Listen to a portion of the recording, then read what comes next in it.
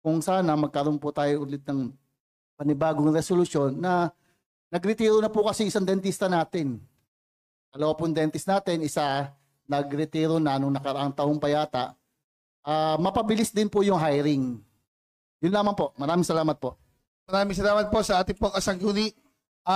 May mga schedules na po tayo ng budget deliberation.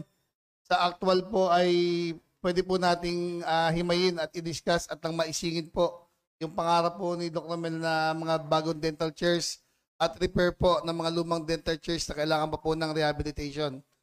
Sino ba kinikilala si kasangguni Annabel Garcia po para sa malayang pamamahayag? Maraming salamat po, Tagapangulo ng Hapag. Nung minsan po, last week, umakyat po ako sa taas sa library. Eh, nakita ko po yung library natin. Puro po renovation na siya. Kasi po, crowded na yung mga bata pagka nagkakasabay-sabay po. Puro po, di po ba, Vice, sabi mo pwede tayong humingi ng computer sa OTR po ba? Yun yung... DICT po.